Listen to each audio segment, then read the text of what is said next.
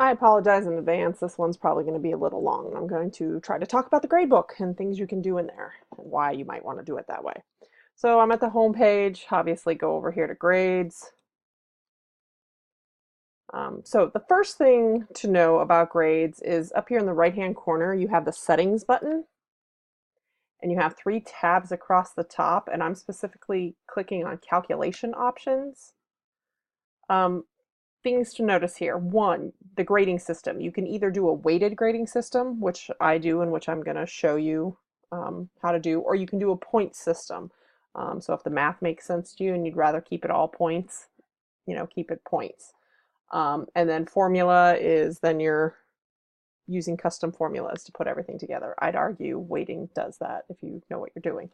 Um, and then you also select the final grade released. I usually leave the calculated final grade, but that's up to you. Again, little question marks here give you tips on what all this stuff means. The main thing I'm showing you here is weighted. So again, come into grades, settings, and select weighted. What weighted means, I'm now going to increase view on this so the numbers are a little bigger. What weighted means is that you're saying that certain projects are worth a weight, a percentage of the course. So what you see right here in this current setup is that there's a project 1, there's a project 2, and project 2 is made up of multiple things. There's a project 3, and then there's homework, and again, homework is made up of multiple things.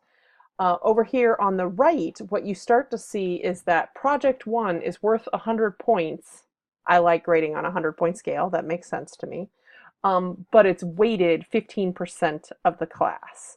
Project 2, because there's multiple things in here, it's saying that all of Project 2 is weighted 40% of the class. We'll come back and look at sections of Project 2. And then homework, oh wait, there we go. There's Project 3. Don't forget Project 3. Project 3, again, 100 points. I like 100-point scales for big projects, for big grading things, is worth 20% of the class. And then here I have homework, and homework is weighted worth 25% of the class. So those four major categories, they're the ones that are flush left here, equal 100. And if for some reason you have these in here and it doesn't equal 100, D2L will kindly leave you a message at the top saying, this doesn't equal 100. You might need to figure things out mathematically. So everything's worth 100. Now let's look at Project 2. Project 2 has a bunch of moving parts. Some of them are weighted much less. So you'll see over here, again, weighted less, even though they're all worth, the smaller pieces are all worth 10 points. They're weighted differently for the assignment. And again, Project 2, kind of the final major essay, I have that 100 points, because again, essays, major projects like that, I like grading on a 100-point scale, but it's only worth 50% of the Project 2, which is worth 40% of the course. Hopefully that's all making sense. The math might be getting a little crazy here. So what I did there is when I created, let's now see. So what you have is categories. So Project 2 and homework are categories. Project 1 and Project 3 are both items. So a category, if you create a category, you can give it a weight. Here you go. And then this is the main thing, the difference between Project 2 and homework. For Project 2, I gave it the weight of 40 for the whole class. But then I manually assigned weights to items in the category. So that's how I was able to say, well, this one piece is going to be worth 10 points, but it's going to be worth 5% of the class, Project 2. And then I said this other piece is still going to be worth 10 points. Or, I'm going to grade it on a scale of 10 points is really what that means.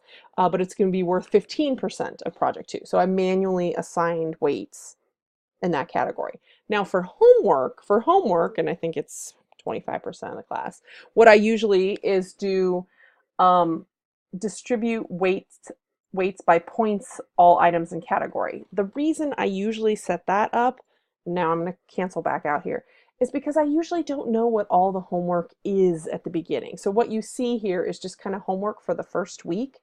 And I don't want to say they're random, but depending on what the homework was, I kind of gave it some points.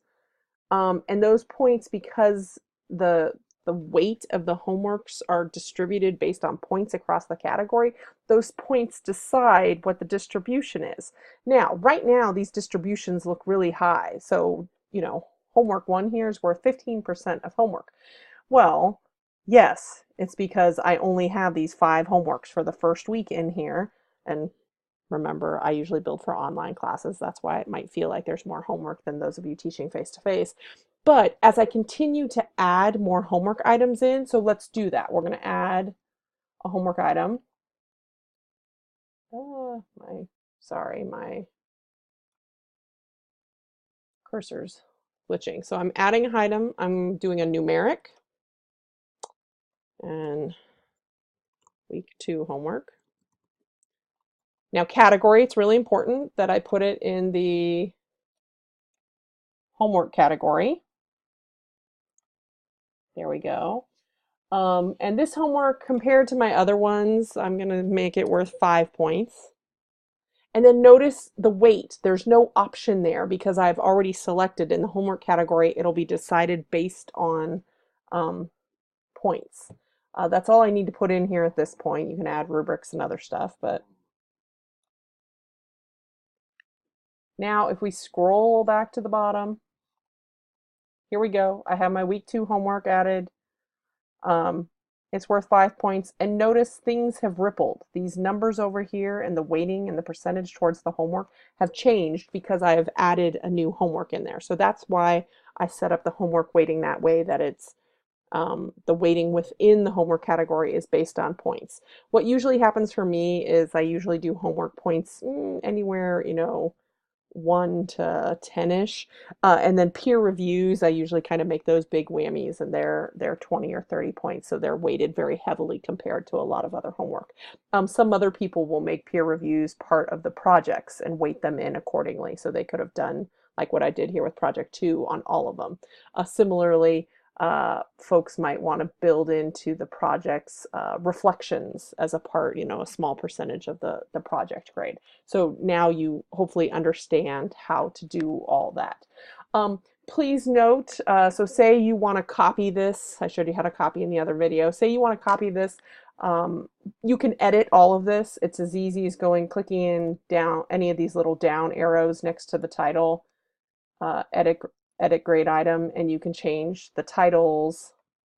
You can change how many points they're worth, how it's weighted. So if you want to copy over this grade book and use it as a starter, if you will, please do. One thing I want to tell you, if you copy this over and it does have absences, go double and triple check that the columns is opened up to 50 characters. According to the folks down in OIA who support D2L, they say that setting doesn't transfer when you copy things over. Finally, you can delete things. So say you copy this over, but you want to delete all these homework because the homework doesn't make sense to you, which makes perfect sense. I just left a few in there. All you have to do is, click on one of the items, more actions, delete. I actually appreciate it. Me clicking on the item didn't mean anything. It's on this screen, so carefully choose which ones you want to delete. So I'm deleting week 2 there. Click delete. And voila, the item is gone. I hope this gives you some ideas on how you might set up your grade book and use the weighting function within D2L.